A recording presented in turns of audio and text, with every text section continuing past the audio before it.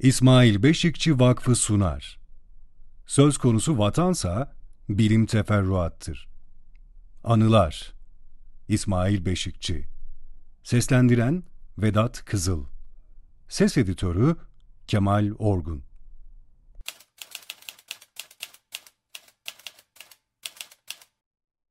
İkinci bölüm.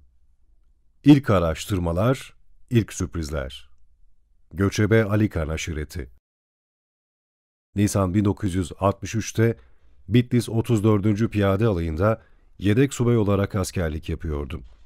Bitlis-Tatvan yolu alayın içinden geçiyordu. Bir sabah çok kalabalık bir göçebe grubunun Tatvan'a doğru ilerlediğini izledim. Kadın, erkek, genç, yaşlı, çoluk çocuk çok kalabalık bir grup. Büyük bir koyun sürüsü, katırlara yüklenmiş yükler. Katırlara bindirilmiş çocuklar, katırlara bindirilmiş yeni doğmuş kuzular, yaşlılar vesaire. Göçebe grubu alayın içinden geçerken askerlerin, komutanların da bilgisi dahilinde 2-3 koyunu çaldığını fark ettim. Çobanlar bunun farkındaydı ama ses çıkarmadılar. Bu göçebe grubunu inceleme fikri o günlerde zihnime yerleşmeye başladı. Doktora tezimin konusu da bu şekilde ortaya çıktı. Askerlik görevimi bitirdikten sonra 1964'te Tunceli'nin Hozat ilçesinde mahiyet memurluğu yaptığım sırada Erzurum Atatürk Üniversitesi Edebiyat Fakültesi'nde açılan sınavı kazanarak sosyoloji asistanı olarak atandım. Üniversitedeki görevime başladıktan sonra doktora tezim için alandan bilgi edinmek üzere başladığım alan araştırması ile 2 yıla yakın göçebelerin hayatını gözlemledim ve göçlerine katıldım. Bunun sonucunda kışın Silvan Ovası'nda, yazın Nemrut yaylalarında konaklayan bir göçebe aşiretin sosyal organizasyonu adlı doktora tezimi 1967'de sundum. Başarıyla sonuçlanan bu çalışma doğuda değişim ve yapısal sorunlar göçebe Alikan aşireti adı ile 1969'da Doğan Yayın Evi tarafından kitap olarak basıldı. 1968 yaz aylarında Kilis, Nusaybin, Cizre, Şemdinli, Başkale, Doğu Bayazıt, Posov taraflarında yapılan çalışma da alan araştırmasıydı. Kitabın bundan sonraki kısmında detaylı olarak anlatıldığı gibi bu dönemdeki araştırma çok zor gerçekleşti. Bunun temel nedeni iki dönemde resmi ideolojiye karşı gösterilen tutumdur. Alikan aşireti çalışması yapıldığı dönem 1960'ların ortaları, bir tutumun gelişmediği, resmi ideolojinin eleştirilmediği bir dönemdi. Daha doğrusu böyle bir kurumun bilincinde olunmayan bir dönemdir. Resmi ideolojinin bilincine varma 1967-1968 yıllarında başlamıştır. 1970'ten önce yayımlanan yazılarda ve kitaplarda ve 1975'ten sonra yayımlananlar arasında düşüncenin içeriği bakımından çok önemli bir değişiklik olmuştur. Bunun temel nedeni 1971 Diyarbakır Sıkı Yönetim Mahkemesi'nde yapılan duruşmalardır. İddianameler, savunmalar vesaire resmi ideolojinin eleştirilmesi bu dönemde başlamıştır. Göçebelerle köylüler arasında çatışma, araştırmacı ve insan. 1965 yılı yaz aylarında göçebe Alikan aşiretiyle çalışma yapıyordum. Alikan aşireti o zaman Ağlat, Adilcevaz'ın kuzeyinde yer alan Süte Yaylası'nda konaklıyordu. Süte Yaylası, Ağlat Adilcevaz, Malazgirt üçgeninin Van Gölü'ne yakın tabanında yer alıyordu. Adilcevaz'ın yerleşik köylüleri göçebe Alikanlardan çok şikayetçi olurdu. Göçebelerin sürüleri tarlalarımıza, bahçelerimize, bostanımıza giriyor, ürünlerimizi heder ediyorlar diyorlardı. Sık sık da tazminat diyerek göçebelerin koyunlarına el koyup götürürlerdi. Temmuz 1965'te yine böyle bir olay yaşandı. Koyun sürüsünün bir bölümü köylülerin tarlalarına, bahçelerine yönelmiş, çoban tarlalara, bahçelere fazla zarar vermeden sürüyü uzaklaştırmış, durumu kontrol altına almış. Buna rağmen bazı köylüler tazminat diyerek 40 koyuna el koyup götürmüşler. Bu da göçebelerle Adilcevaz'dan bazı köylüler arasında anlaşmazlık çıkarmıştı. Çoban bu haberi çadırlara ulaştırınca çadırlarda bir hareketlilik başladı. Kadın, erkek, çoluk çocuk herkes değneğini, sopasını alarak olay yerine doğru koşmaya başladı. 2 öğretmen arkadaşla birlikte aşiret mensuplarıyla beraber biz de gittik. Olay yerine vardığımızda göçebe Ali Kağanlarla köylüler tartışıyorlardı. Öğretmen arkadaşlarla birlikte tartışanların yanına vardık. Köylüler, göçebelerin koyun sürülerinden gördükleri zararı ziyanı anlatıyorlardı. Ali Kağanlar da sürülerin tarlalara ve bahçelere, bostanlara zarar vermemesi için çok çaba sarf ettiklerini anlatıyorlardı. Bu arada ben de yaptıklarının tazminat diyerek 40 koyun götürmelerinin çok yanlış olduğunu anlatmaya çalışıyordum. Elinde kalın bir sopa olan köylü, "Sen ne karışıyorsun, sen kimsin?" diyerek bana vurmaya başladı. Bunun üzerine Ali Kağanlar köylülere karşı daha yoğun ve yaygın tepki vermeye başlamışlardı. Taşlar, sopalar çok kullanılıyordu. Karşılıklı tüfek kullanımı da olmuştu. O zamanlar pantolonumun arka cebinde yuvarlak küçük bir ayna taşıyordum. Köylünün sopa darbesiyle o ayna parçalanmış, cam kırıkları darbeden daha fazla sorun yaratmıştı. Yarım saat kadar bir kaos yaşanmış, sonunda göçebelerle köylüler arasında bir uzlaşma sağlanmıştı. Bu olgu bazı sosyologlar arasında eleştiri konusu olmuştu. Araştırmacı sadece olayları gözler. Araştırmacının olaylara katılması doğru değil deniyordu. Bu eleştiride haklılık payı var. Ama bir de yaşanan fiili bir durum var. Araştırma sırasında karşılaşılan bu ve benzeri olaylara, haksızlıklara müdahale etme gereği de ortaya çıkabiliyor. Bu durumlarda araştırmacının kimi olayları görmezden gelmesi ile müdahalede bulunması arasında nerede durması gerektiği de düşünülmesi gereken bir durumdur. Araştırmanın engellenmesinde üniversite, mülki amirler, polis işbirliği. 1968 yılı yaz aylarında Doğu ve Güneydoğu Anadolu sınır kasabalarında bir karşılaştırmalı sosyoekonomik yapı araştırması yapmayı planlayıp bu işe giriştik.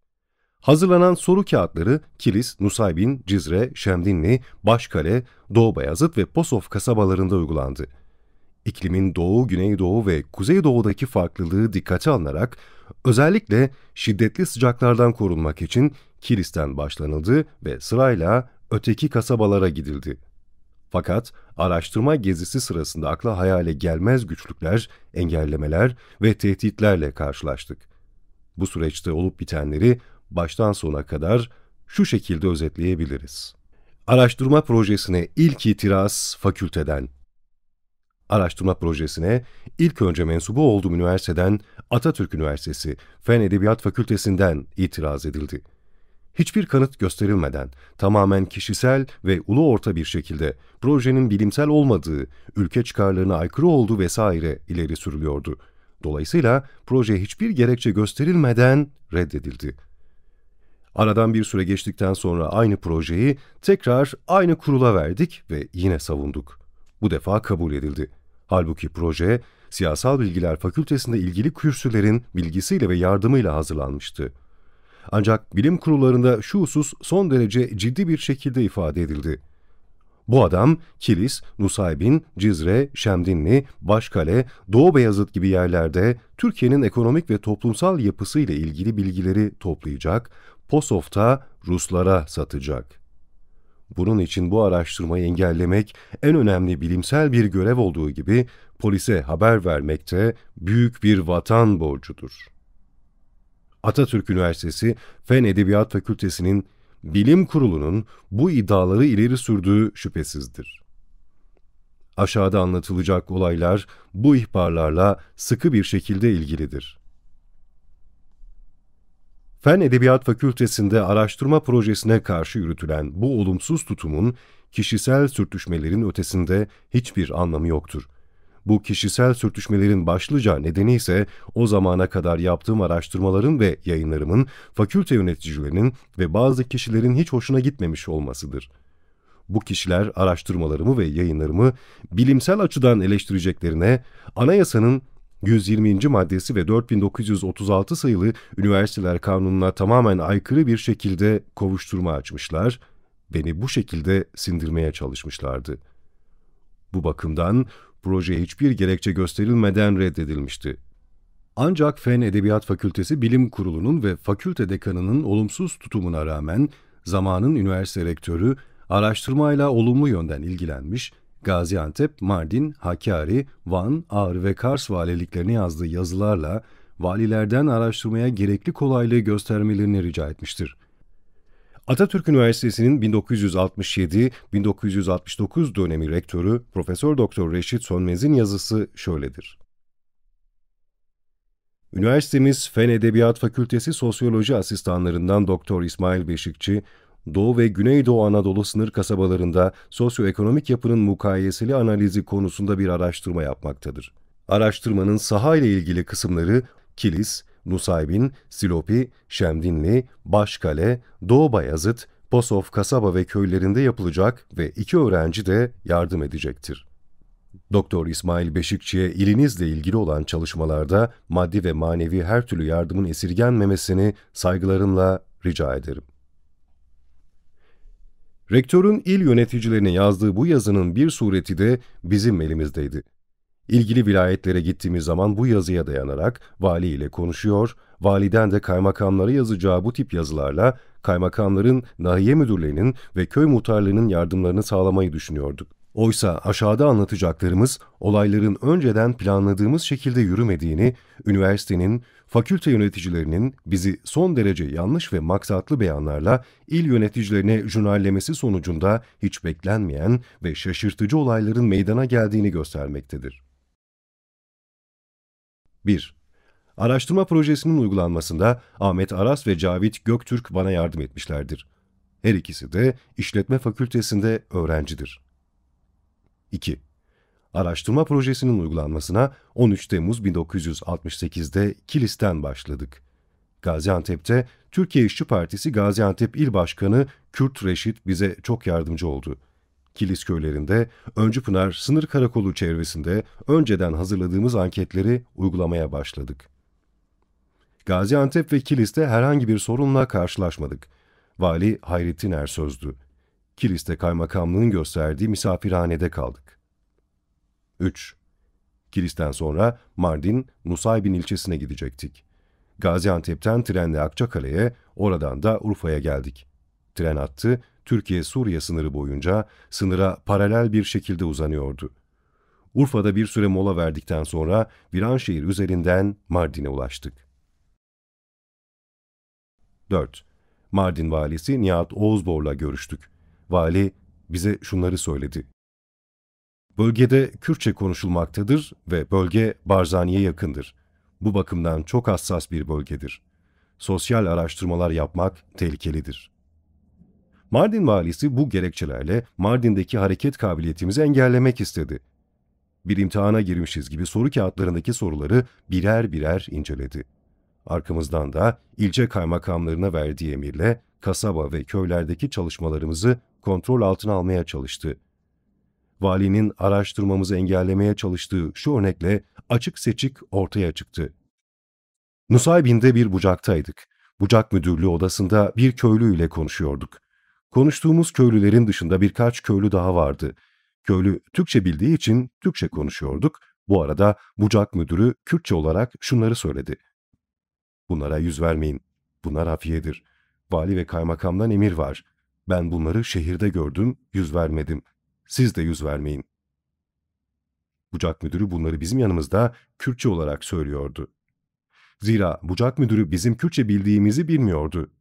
Bu arada bucak müdürü köylüleri aldı, dışarı çıkardı. Bu sırada biz de başka bir köylü ile konuşmaya başladık. Fakat bu ikinci vatandaş iyi Türkçe bilmiyordu. Kürtçe konuşmaya başladık. Ahmet Aras çok iyi Kürtçe konuşuyordu. Mülakat sırasında köylü ile iyice samimi olduk. Bu arada bucak müdürü haber gönderdi. Köyü ne zaman terk edeceğimizi, akrabamız olmadığına göre nerede kalacağımızı, ne yapacağımızı soruyordu. O zaman ilişki kurduğumuz bu vatandaş, arkadaşları ben misafir edeceğim, yarın sabahta ben yolcu edeceğim diye kesip attı. Akşam misafir olduğumuz evde köylüler şunları söylediler. Bucak müdürü sizin afi olduğunuzu söyleyince sizi sevmedik. Fakat sonra baktık ki siz Kürtçe konuşmaya başladınız, sizi kendimize daha yakın hissettik. Ayrıca bucak müdürü sizin hafiye olduğunuzu söylüyor. Validen ve kaymakamdan haber aldığını bildiriyordu. O zaman biz, madem ki bunlar muzır kişiler, nasıl buralara kadar gelebilmişler, hem de en büyük idarecilerin haberi varken diye düşündük. Fakat bucak müdürü odadayken verdiğimiz cevaplar %100 yanlış idi. Zira hem müdürden hem de sizlerden çekiniyorduk. Mesela siz müdürden ve jandarmadan çekiniyor musunuz, korkuyor musunuz diye sorduğunuz zaman hayır dedik. Oysa biz ne müdürden ne de jandarmadan memnunuz. Zaten biz sizi, müdür sizi sevmediği için sevdik. Müdür aleyhinizde atıp tutmaya başlayınca bunlarda muhakkak bir iş var. Bunları misafir edelim. Ne olduklarını iyice öğrenelim. Bunlar muhakkak bizim yararımıza çalışıyorlar. Bizim yararımıza çalışmasalardı vali, kaymakam, müdür bizi bunlara karşı kışkırtmazlardı dedik. Daha sonra bu kötü durumları vilayette valiye anlatıyorduk. Bir ara içeriye elinde bir tomar kağıt olan bir polis girdi. Polisin elindeki kağıtlardan bir kısmının bizim araştırmada uyguladığımız soru kağıdımız olduğunu hemen anladık. Zira 11-12 sayfa tutarındaki soru kağıdının dağılmasını önlemek için ön ve arka yüzünün sağ üst köşesine üçgen biçimde renkli kağıtlar koyarak zımbalamıştık. Gerek sözlerimle, gerek hareketlerimle soru kağıdını tanıdığımı hiç belli etmedim.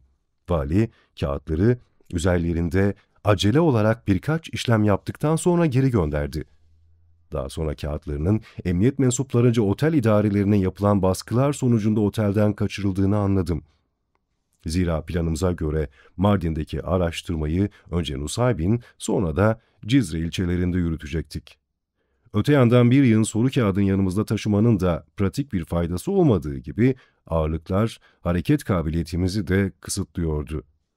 Bu bakımdan sadece Nusaybin'de uyguladığımız soru kağıtlarını yanımıza aldık. Geriye kalanı Mardin'deki otele bırakıp gittik. İşte soru kağıtları biz Nusaybin'deyken polis ve MİT mensupları tarafından otel idarecilerine yapılan baskı sonucu otelden alınmıştı. Halbuki biz soru kağıdını valiye zaten göstermiştik. Vali uygulanan soru kağıtlarının tümünün birbirine benzeyip benzemediğini, farklı soru kağıtları uygulayıp uygulayamadığımızı tespit etmek için bu yola başvurmuş olabilir. Yukarıda da söylediğim gibi soru kağıtları son derece açık ve hiçbir gizliliği olmayan, her isteyene verebileceğimiz bir vesikaydı. Nitekim Mardin'i terk edip giderken soru kağıdını çalmak için emniyete alet olan kişiye kendi isteğimizle bir adet bıraktığımız zaman "Bu gizli değil miydi? Böyle bir şeyi nasıl bırakırsınız?" gibisinden derin bir hayrete düştü. O günlerde Nusaybin çok küçük bir ilçeydi. Çok küçük bir otel vardı. Sınıra yakın köylerde incelemeler yaptık, anketleri uyguladık. Nusaybin dönüşünde valiye araştırma programı hakkında da bilgi verdik. Cizre, Şırnak yolu ile Uludere'ye gideceğimizi söyledik.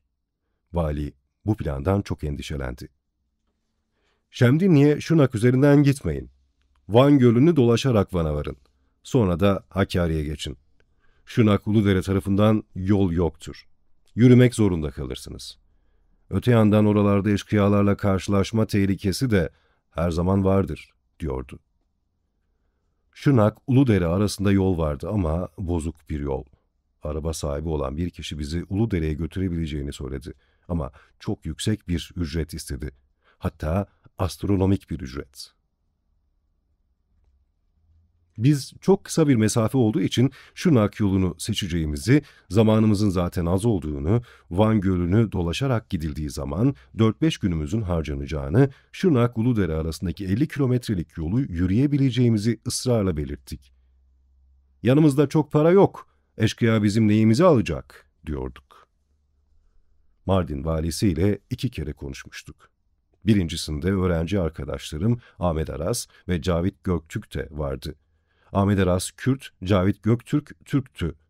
Bu konuşmada Türkiye'nin genel sorunlarından, giderek Doğu bölgesinin sorunlarından, öğrenci sorunlarından söz etmiştik. İkinci konuşmamızda ise ben yalnızdım. Arkadaşlarım gelmek istememişlerdi. Bu konuşmada vali özellikle Ahmet Aras üzerinde durdu. Zira Ahmet Aras'ın fiziki yapısından Kürt olduğu hemen anlaşılıyordu. Öte yandan çok iyi Kürtçe konuşuyordu. Bu bakımdan çok kısa zamanda dikkat çekiyordu.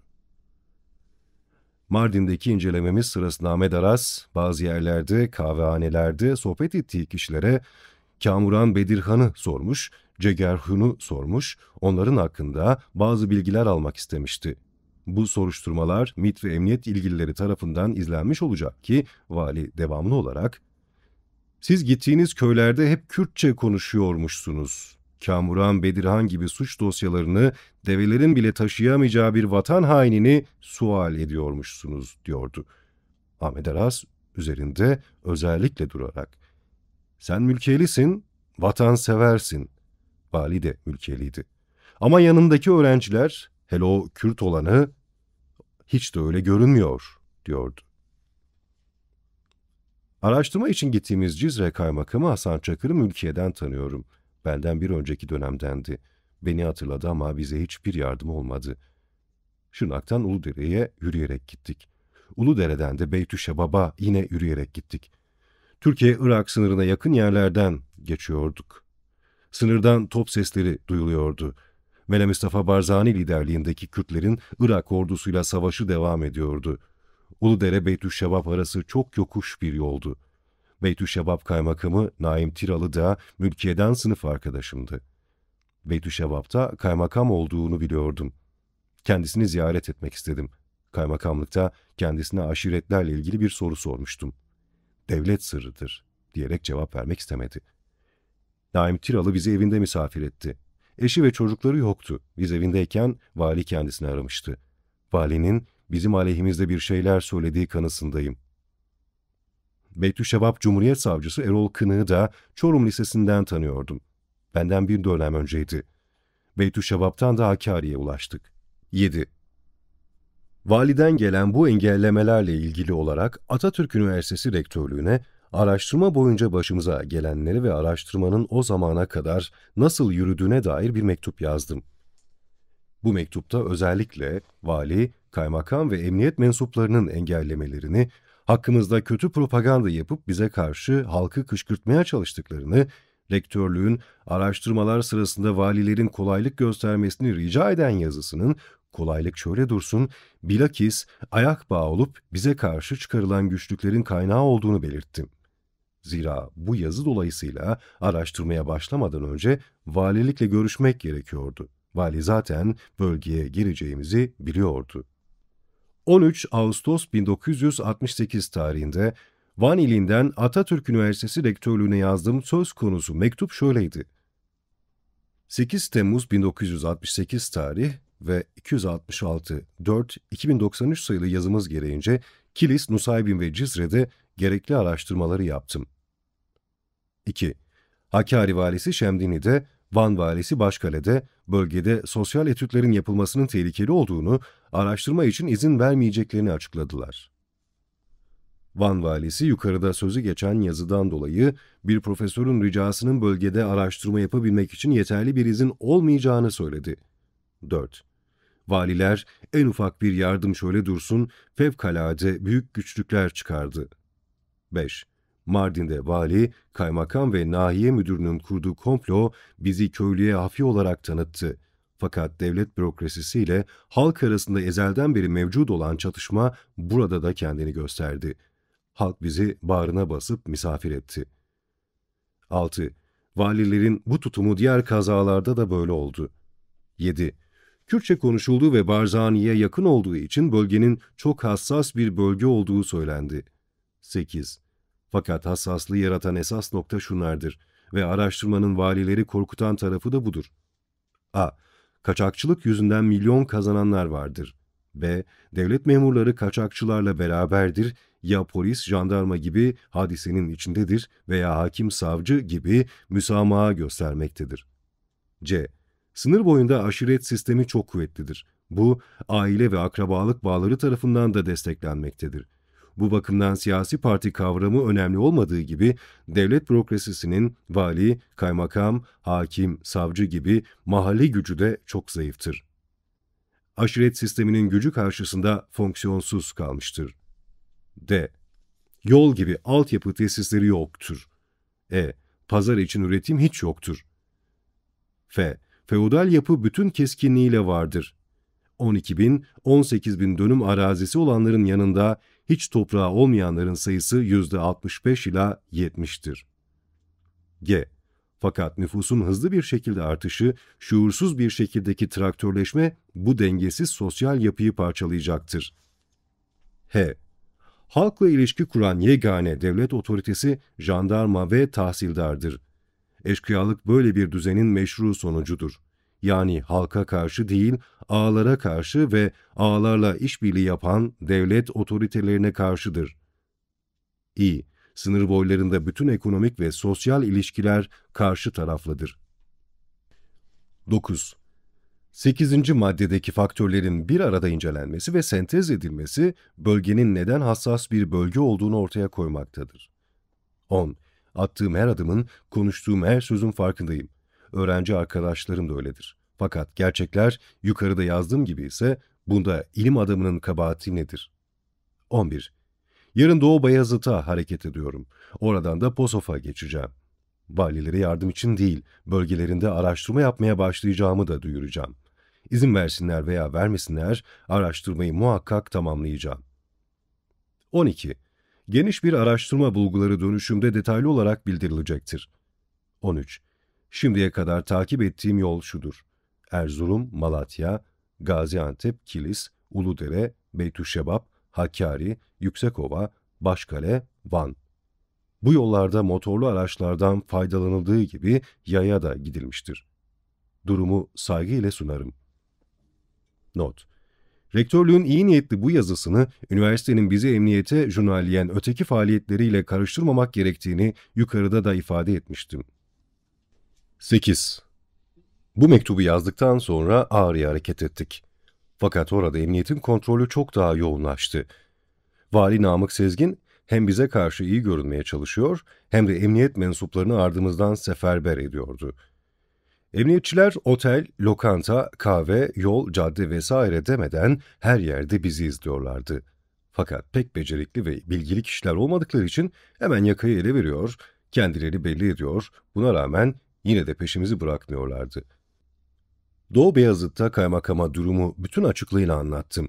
Tamamen bilimsel bir çalışma yaptığımızı, araştırmaların gayelerini, hiçbir zaman kötü niyetli olamayacağımızı, bu bakımdan çalışma yaptığımızı, takibatın çok çirkin olduğunu, akademik haklarımızın ötesinde anayasal hürriyetlerimizin de tamamen kısıtlandığını vesaire birer birer açıkladım.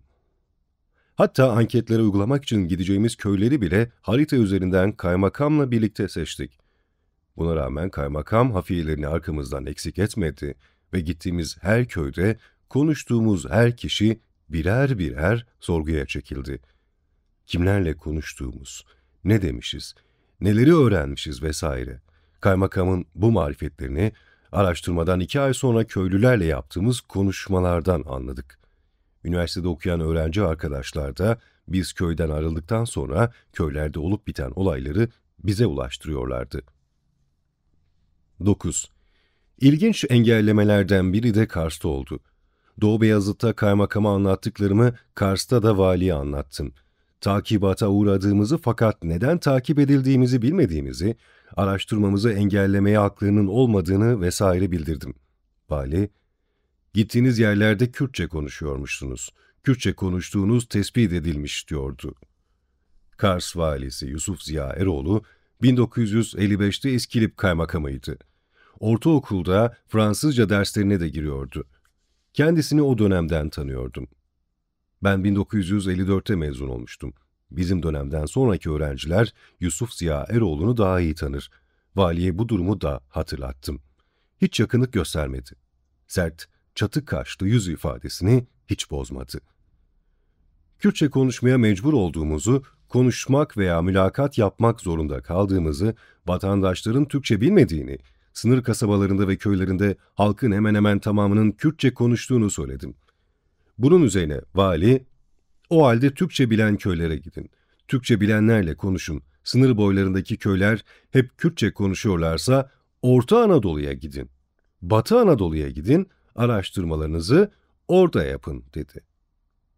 Bunların yanında vali, benimle beraber olan ve soru kağıtlarının uygulanmasında bana yardım eden arkadaşların durumunu bir türlü kavrayamıyordu. Haydi seni anladık, araştırma yapıyorsun. Yanındaki 2 kişi nedir? Onlar da mı araştırma yapıyor? Herkes kendi araştırmasını kendisi yapsın. Vali ikide bir, "Ağalığın sosyalizmle ilgisi nedir?" diyordu. Oysa bu tartışmayı gerektirecek hiçbir söz ve ortam yoktu. Doğu Beyazıt'tan Kars'a gelirken Iğdır'da Halit Güneş'i görmüştük. Halit Güneş o zaman Ziraat Fakültesinde öğrenciydi. Kars'a kadar beraber gittik. Bir müddet Kars'ta beraber dolaştık. Bizi takip eden bir istihbaratçının dikkatini çekmiş. Bunlar 3 kişiydi. "Sen neden bunlara katıldın?" gibi bir şeyler söylemiş. O da, "Iğdır'da bana görev verdiler, bunları izliyorum." demiş. Vali ile yaptığımız bu konuşmalara rağmen peşimizden hafiyeler eksik olmadı. Hareket kabiliyetimizi ellerinden geldiğince engellediler. Örneğin Posof'a gitmek için Ardahan'dan da geçmek zorundaydık. Kars-Posof arasında kesintisiz araba olmadığı için Ardahan'a uğramak zorundaydık. Vali tamamen kontrolü altındaki kaymakamına telefonla emir vermiş olacak ki bu sefer arabanın başında bizi polislerin yerine kaymakam, jandarma komutanı ve komiser karşıladı. Kaymakam halkı bizim üzerimize kışkırtmak için elinden gelen her şeyi yaptı. Açıkça, "Ben Adalet Partiliyim. Adalet Partilileri kayırıyorum. Beni valiye şikayet edin." diyordu. Gayet açık konuşuyordu. Böylece kahırdan nimete uğramak istiyordu.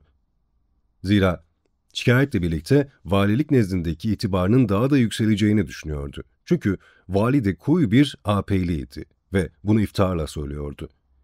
Nitekim bizim sınır kasabalarında sosyoekonomik yapı araştırmasına kızıp küplere bindiği ve bizi engelleyebilmek için her türlü çareye başvurduğu halde yine sosyolojik araştırmalar yapan başka bir gruba her türlü çalışma koşullarını hazırladı. Onlara araba tahsis etti, yatacak yer gösterdi. Çünkü bunlar Devlet Planlama Teşkilatı'ndan Başbakan Süleyman Demirel imzasını taşıyan bir yazı ile geliyorlardı. Vali ve kaymakamın anayasayı ve hukuku tanımayan ve çiğneyen davranışları karşısında biz Posof'a gidemedik. Zira yukarıda da söylediğim gibi Kilis, Nusaybin, Cizre, Şemdinli, Başkale ve Doğu Beyazıt'ta topladığımız bilgilerin Posof'ta Ruslara satılacağına dair kesin bir yargı vardı. Her ne olursa olsun bunun önüne geçilmeliydi ve üstelik bu büyük bir vatan göreviydi. İşte özellikle bu yüzden Posof'a gitmemiz polisin çeşitli baskılarıyla engellendi. Bu, Atatürk Üniversitesi Fen Edebiyat Fakültesindeki bilim kurulunun valiliklere, emniyet müdürlüklerine, jandarma komutanlıklarına yaptıkları ihbarların çok etkili olduğunu gösteriyordu. İfade özgürlüğünün, bilim özgürlüğünün böylesine baskı altında olduğu bir ortamda bilim üretmek nasıl mümkün olurdu? Bu araştırma sürecinde araba sahibi bir kişi bizi Posof'a götürebileceğini söyledi. Fakat o kadar yüksek bir fiyat söyledi ki onu ödememiz mümkün değildi. Astronomik bir fiyattı. Normal fiyatın belki 25-30 katı. Öğrenci arkadaşlarımdan Cavit Göktürk'ün Damal'da sınır karakollarından birinde görevli yedek subay bir ağabey vardı ve onu görmeye gitti. Giderken de birkaç tane soru kağıdı götürdü. Fakat baskı o kadar ciddiydi ki sonunda savcı da işin içine girdi ve arkadaşımız hakkında devletin müesses nizamını devirmek için propaganda yapmak, TCK madde 142 suçundan kovuşturma açıldı. Savcılık o zamana kadar uyguladığımız soru kağıdında suç unsuru olduğunu iddia ederek kovuşturmayı yürütüyordu. Arkadaşımız soru kağıdının bilimsel bir çalışmanın temel verilerini hazırlayacağını savundu ve kovuşturma hakkında kısa zamanda takipsizlik kararı verildi. Ardahan'dan Kars'a Ahmet Aras'la birlikte döndük. Yolcu otobüsünde radyo, Sovyetler Birliği ordusunun Çekoslovakya'yı işgal ettiğini, Başkan Dubček'i düşürdüğünü haber veriyordu. Tarih 20 Ağustos 1968 olmalı. Bilimsel bir araştırmanın ve bunu yapanların başından geçen olaylar ana hatlarıyla bunlardır. Burada sorulması gereken son derece önemli iki soru var. 1. Vali, kaymakam ve emniyet mensupları bu araştırmayı neden engellemişlerdir? Bu engelleme kimin işine yaramıştır? 2. Üniversite, bir mensubunu tamamen asılsız ve hiçbir bilimsel değeri olmayan bilgilerle neden polise jurnalleme lüzumunu duymuştur? Üniversite bu hareketiyle hangi toplum kesimlerinin sözcülüğünü yapmıştır? İfade özgürlüğünün, bilim özgürlüğünün böylesine baskı altında olduğu bir ortamda bilim nasıl üretilebilir? İlk sakıncalı tebliğ. Türkiye'de sosyal araştırmaların gelişmesinin önündeki asıl engeller. 1969 yılı sonlarında Hacettepe Üniversitesi'nden bir haber aldım. Haberde, Hacettepe Üniversitesi Nüfus Etütleri Enstitüsü ve Türk Sosyal Bilimler Derneği'nin Türkiye'de sosyal bilimlerin gelişmesi konulu bir seminer düzenlemek istendiğinden söz ediyordu. Seminere katılmam ve Türkiye'de sosyal araştırma sorunlarının çözümü, araştırılacak konu ve sorunlar konusunda benim de bir tebliğ hazırlamam isteniyordu.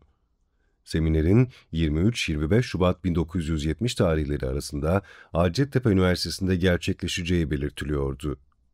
Bu seminere Türkiye'de sosyal araştırmalarda öncelikler ve sorunlar başlıklı bir bildiri hazırladım ve bildiriyi belirtilen süre içinde gönderdim. Seminerden bir gün önce Ankara'daydım. Bildirinin akıbetini öğrenmek için Hacettepe Üniversitesi'ne gittim. Sosyoloji bölümünde bir öğrenciyle karşılaştım. Öğrenci seminere sunulacak bütün bildirilerin çoğaltıldığını ve dağıtıldığını söyledi. "Senin gönderdiğin bildiri de çoğaltıldı ama dağıtılmadı," dedi. Bildiri sakıncalı bulunmuş. Öğrenci, "Bildiriden bir nüsha elde etmek için çok çalıştım ama başaramadım," dedi. Ama öğrencinin dediğine göre bir arkadaşı bir adet kaçırmayı başarmış. Ertesi sabah seminerin yapılacağı salona gittim. Salonun önünde gezinirken seminer düzenleme heyetinden Profesör Doktor Mübeccel Kıray beni gördü ve yanıma yaklaştı. Tenha bir kenara çekildik. Mübeccel Hoca bana şunları söyledi. "Bildiri okuduk. Seminer düzenleme komitesi de inceledi. Bildiri çok sakıncalı bulundu. Kişi olarak ben de sakıncalı buluyorum. Seminer polis tarafından basılabilir, engellenebilir. Düşünemediğimiz tatsızlıklar olabilir."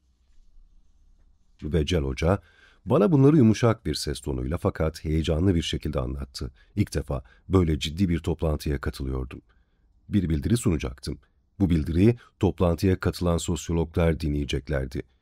Bildiriyle ilgili olarak kendi düşüncelerini açıklayacaklardı. Bu bakımdan heyecanlıydım. Bu konuşmalar karşısında biraz şoke oldum. Şaşırdım. Bu müdahale düşünceye karşı haklı bir davranış mıydı?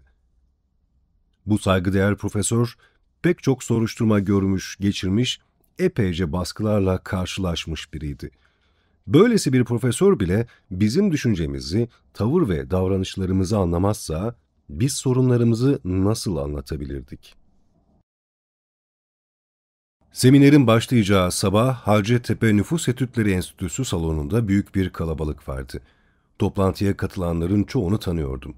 O zaman Erzurum'da Atatürk Üniversitesi'nde çalışıyordum. Ankara'ya seminer için gelmiştim.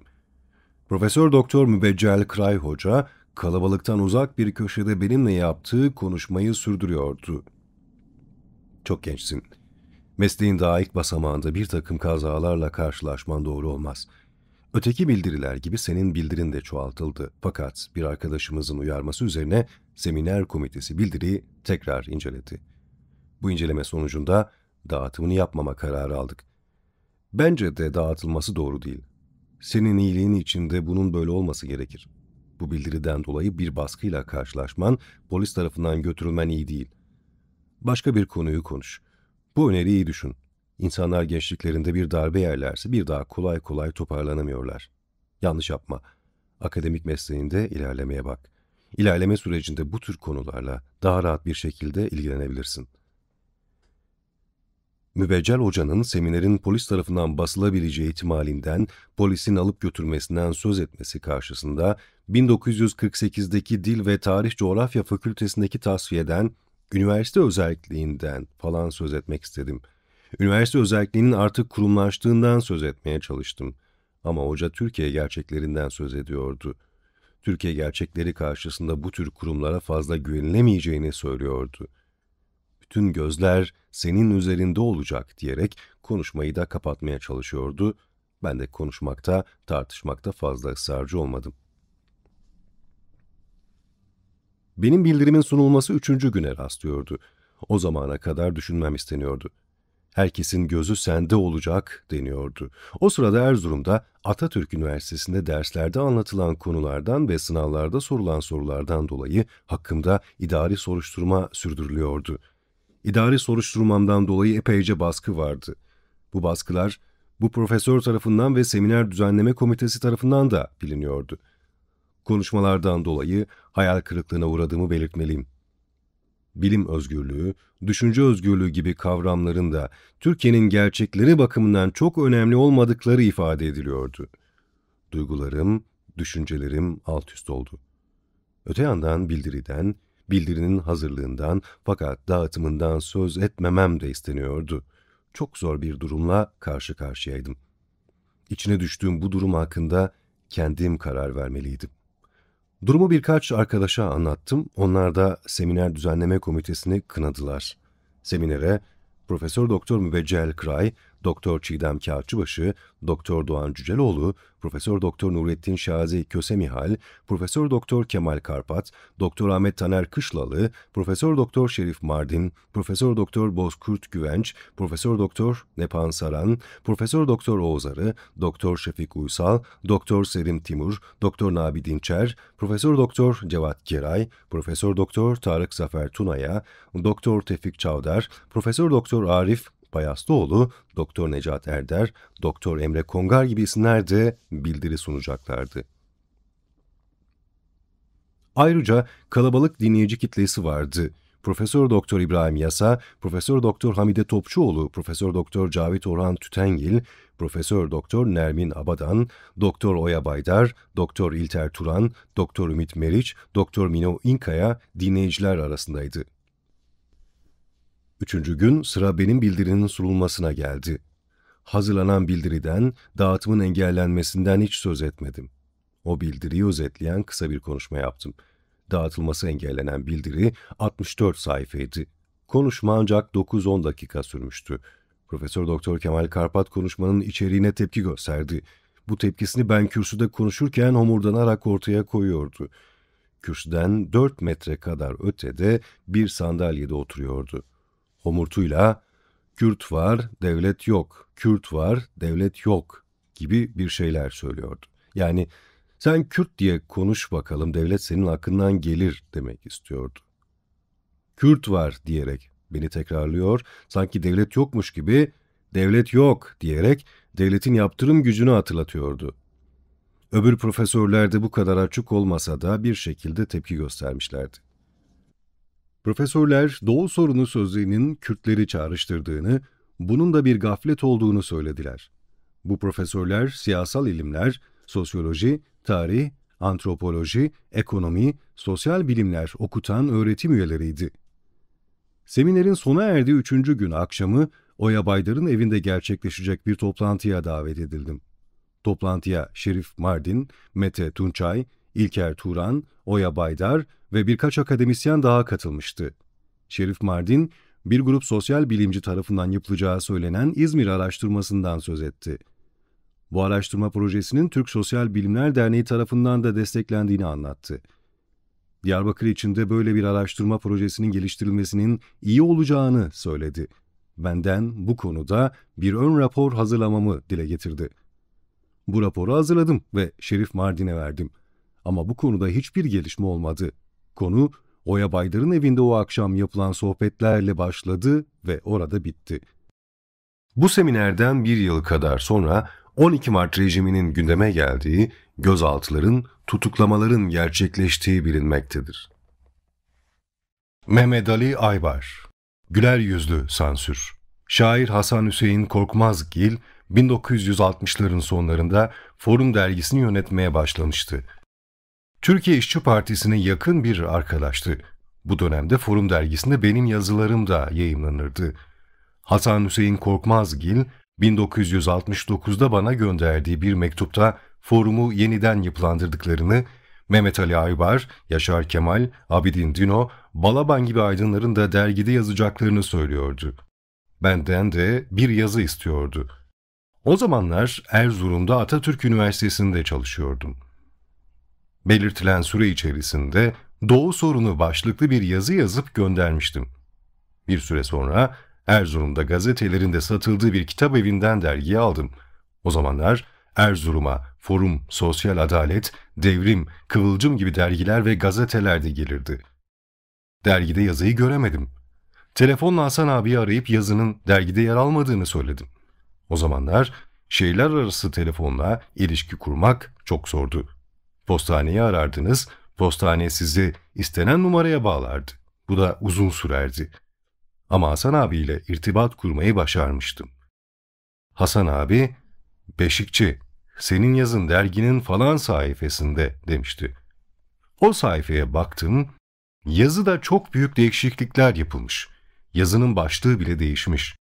Sınıf açısından doğu sorunu gibi bir başlık konulmuş.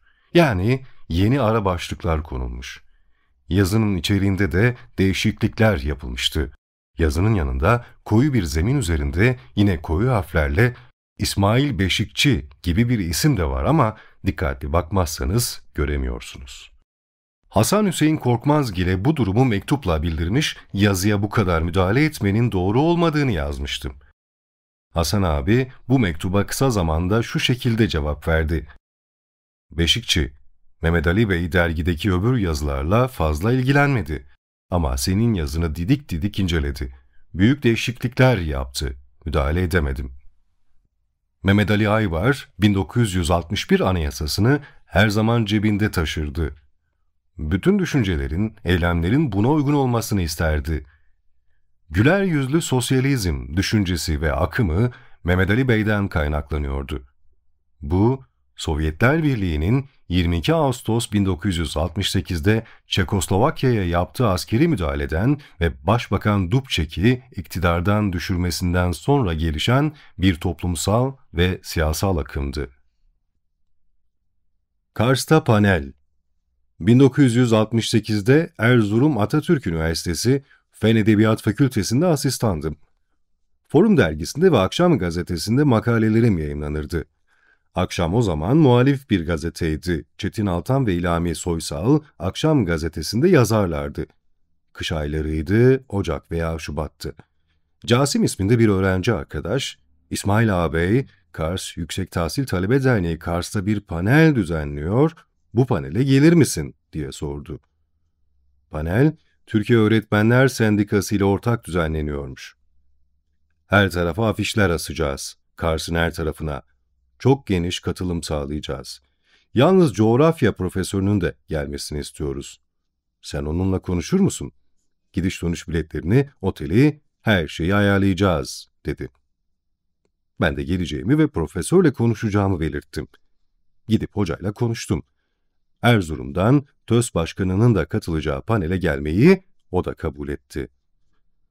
Ocak veya Şubat ayının bir cuma günüydü. Kar ve tipiden göz gözü görmüyordu. Müthiş de bir soğuk vardı. Tren saat 18, 18.30 gibi gelebildi ancak. Tipiden hiçbir şey görünmüyordu. Kars'la Erzurum arası normalde 4 saattir. Ama biz belki 6 saatte gidebildik. İstasyona vardığımızda saat 24'ü geçiyordu. Kars'ta istasyonda Casim bizi karşılayacaktı. Hoca ve TÖS Başkanı ile indiğimizde bizi karşılayacağını söyleyen Casim ortalıkta gözükmüyordu. Havanın soğuk oluşu yetmiyormuş gibi bir de sis vardı. Bunlar vardı ama Casim yoktu. Tren geç kaldığı için beklememiştir diye düşündüm. Hoca söylenmeye başlamıştı bile. "Beşikçi, bunlar hep senin yüzünden geldi başımıza. Ne diye seni dinledim de geldim. Hani bizi karşılayacaklardı?" Daha önce gelmiştim Kars'a. Ama hep otobüsle gelmiştim. Hiç trenle gelmemiştim. İstasyon şehrin dışına, doğusuna düşüyordu. Şehrin ışıkları sisten dolayı görünmüyordu.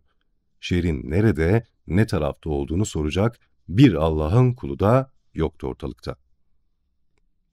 Tahminen rayların üzerinden yürümeye başladık. Epeyce yürüdükten sonra küçük bir kulübeyle karşılaştık. Bir nöbetçi vardı içeride. Nöbetçi, tam ters yönde yürüdüğümüzü, tekrar istasyona dönerek yolu sormamızı söyledi. Biz tekrar istasyona döndük.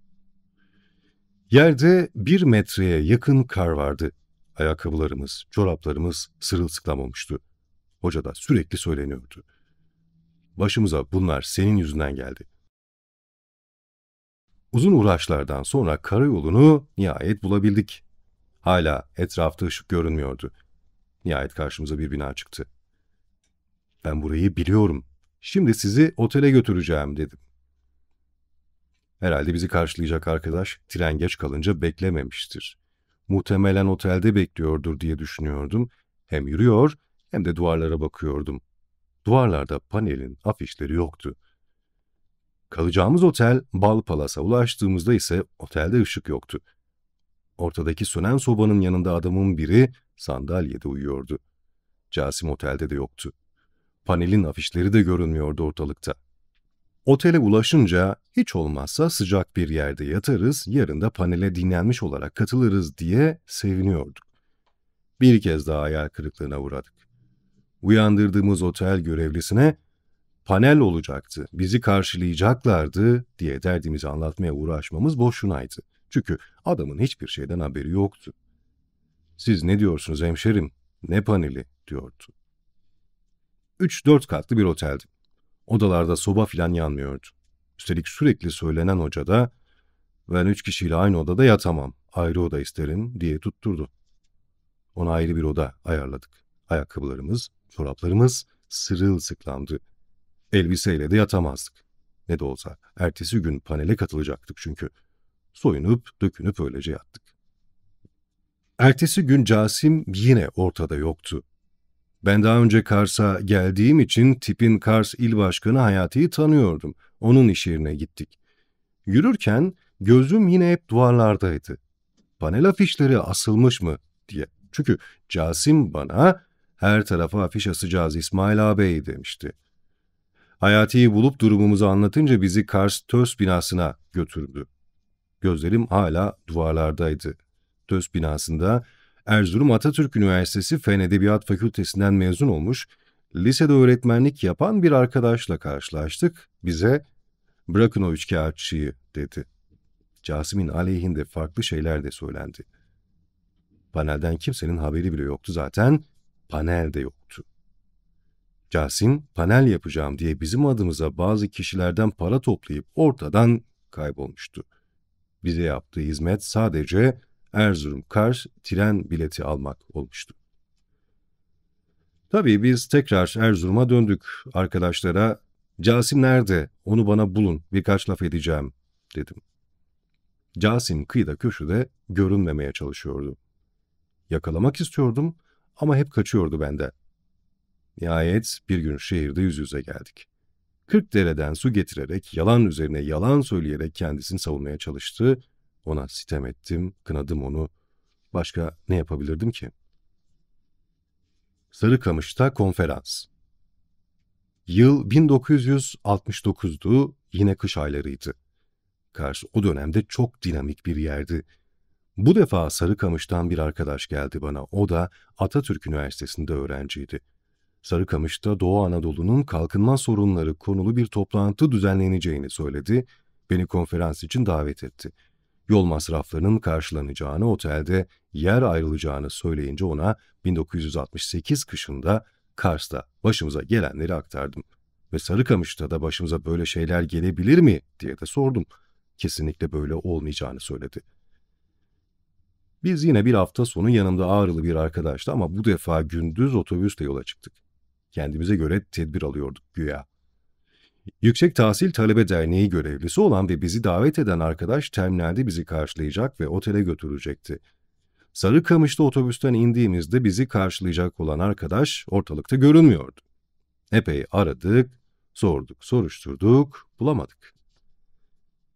Sarıkamış'taki tip başkanı Hüseyin Emir'i tanıyordum. O dönemde rastladığımız birine veya bir kahvehaneye giderek örneğin "Tip binası nerede?" diye sorabiliyordunuz.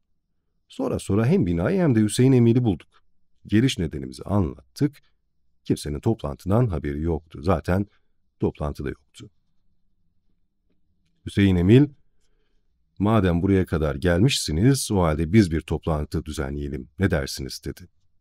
Akşam sanıyorum Sarıkamış Lisesi'nde yapılan toplantıda bir koğuştan daha büyük bir salonda 300 kişi kadar dinleyici vardı. Kaymakam, polis müdürü, jandarma kumandanı herkes oradaydı. Hüseyin Emil kısa bir konuşma yaptıktan sonra "Şimdi İsmail Beşikçi konuşacak" diyerek sözü bana verdi.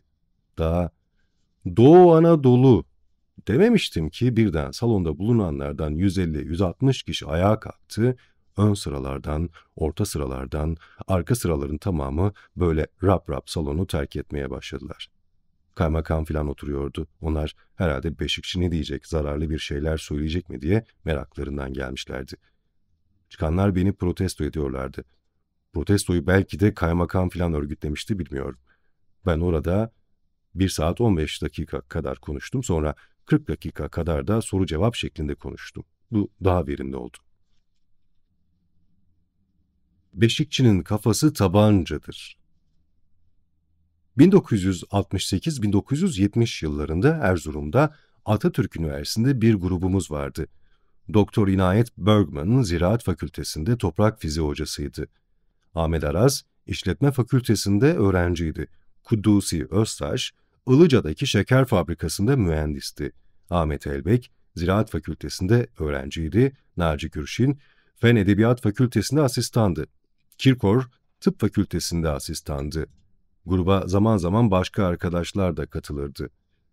Bu arkadaşların hepsi değil ama 3-4 kişi sık sık bir araya gelirdik. Daha çok İnayet Bergman Hoca ile bir arada olurduk. Çünkü İnayet Hoca'nın arabası da vardı ve zaman zaman Erzurum dışında günlük geziler yapılırdı. O yıllarda Erzurum'da özellikle üniversitede çok dinamik toplumsal hayat vardı.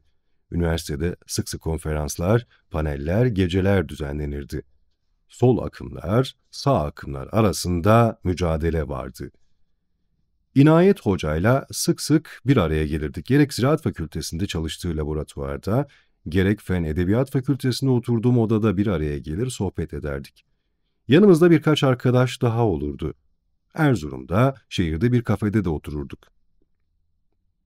Bir gün yine böyle bir sohbetteyken Ahmet Aras geldi. Biraz heyecanlıydı. Heyecanlı bir şekilde şunları söyledi. Erzurum'da sağ-sol mücadelesi artık iyice keskinleşiyor. Sol yükseliyor.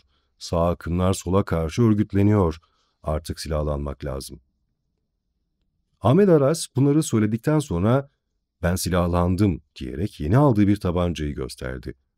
Bana da artık senin de silahlanman, bir tabancaya sahip olman gerekir dedi. İnayet Hoca o zaman sakin bir şekilde Beşikçinin tabancaya ihtiyacı yoktur, kafası tabancadır demişti. 12 Mart rejimi döneminde bu grup dağıldı. Atatürk Üniversitesi'ndeki görevime son verilmesi, Diyarbakır Sıkı Yönetim Askeri Mahkemesi'nde yapılan savunmalar bazı arkadaşların şöyle veya böyle Beşikçi'den uzaklaşmasını beraberinde getirdi. Devrimci Doğu Kültür Ocakları'nı ziyaret. 1969 sonbaharında Erzurum'dan Ankara'ya geldiğimde ziyaret ettiğim kurumlardan biri de Devrimci Doğu Kültür Ocakları oldu. DDKO'nun kuruluşunu basından öğrenmiştim. Adresi de öğrenmiştim. Kızılay'dan Cebeci'ye giderken koleje varmadan Ziya Gökalp Caddesi'nin sol tarafında bir apartmanın giriş katındaydı. Yeni bir kurumla, yeni arkadaşlarla tanışacaktım. Biraz heyecanlıydım. Kapının zil düğmesine bastım. Kapı kısa zamanda açıldı. Kapıyı açan Ümit Fırat'tı. Ümid'i görünce çok mutlu oldum. Doğru bir yere geldiğimi düşündüm. Ümid'i DDKO'da görünce çok sevinmiştim. O gün DDKO'da birçok arkadaşla tanıştım. Canip abiyi de orada gördüm. Canip Yıldırım'ı 1967 Doğu mitinglerinden tanıyordum. O gün akşama doğru DDKO'dan İhsan Aksoy ve Süleyman Demirkapı'yla çıktık. Yürüyerek koleje doğru ilerledik. Kurtuluş'tan Siyasal Bilgiler Fakültesi'nin önünden geçerek konservatuvara kadar vardık. Oralarda bir yerde Diyarbakır Öğrenci Yurdu vardı. İhsan ve Süleyman o yurtta kalıyorlardı. Ankara DDKO'da konferans. 1970 yılı Mart ayının ilk haftasında Erzurum'dan Ankara'ya gelmiştim. Ankara DDKO bürosuna da uğradım. Ankara'da olduğum günlerde DDKO'dan arkadaşlar DDKO bürosunda bir konferans vermemi istiyorlardı. O günlerde Doğu Anadolu'nun düzeni, sosyoekonomik ve etnik temeller kitabım E-Yayınevi tarafından yayımlanmıştı. Konferans bu kitapla ilgili olacaktı. Ben de bu konferans için hazırlık yapıyordum. Ankara'da olduğum günlerde 11 Mart 1970'te Mele Mustafa Barzani ile Saddam Hüseyin arasında özerklik anlaşması imzalanmıştı. Kürdistan'a özerklik. Bu anlaşma Kürtler arasında büyük bir sevinç, coşku yaratmıştı. Bu atmosfer ortasında konferans 11 Mart'tan bir gün sonra 12 Mart'ta gerçekleşti. Konferansta 11 Mart Anlaşması'ndan da söz edecektim. Konuşma MİT mensupları tarafından banda alınmış ve kaset suç delili olarak dosyaya sunulmuştu. MİT bunu herhalde içerideki bir kişi aracılığıyla yapmıştır. Dosyada kasetin çözülmüş metni de vardı. Bu metinde birçok yerde kısımlar görülüyor. Bazı anlamsız sözcükler de var. Mahkemede bu davayla ilgili olarak yapılan sorguda konuşmanın bana ait olduğunu, Ankara Devrimci Doğu Kültür Ocağı'nda bir konuşma yaptığımı bildirmiştim. Buna rağmen bu bandı yeniden çözümleme için teknik bilirkişi tayin edildi. TRT'den Rıdvan Çongur, Can Gürzap ve 2 kişinin daha bulunduğu teknik heyet duruşmayı izledi. Kanımca bu duruşmada teknik heyet tarafından sesin bandı alındı. Bu sese göre band yeniden çözümlendi. Halbuki konuşma tarafımdan kabul edildiği için teknik heyete falan hiç gerek yoktu. 1974'te genel haftan sonra Kızılay'da dolaşırken sözünü ettiğim DDKO bürosunun akıbetini çok merak ettim. Arkadaşlarla birlikte Kızılay'dan koleje doğru yürümeye başladık. DDKO bürosunun olduğu bina yıkılmış, yerine kocaman çok katlı bir apartman yapılmış. DDKO bürosunun olduğu giriş katına da kahvehane yapılmış. Kahvehaneye de Dinleme Kıraathanesi adı verilmişti. Dinleme Kıraathanesi adı beni düşündürmüştü.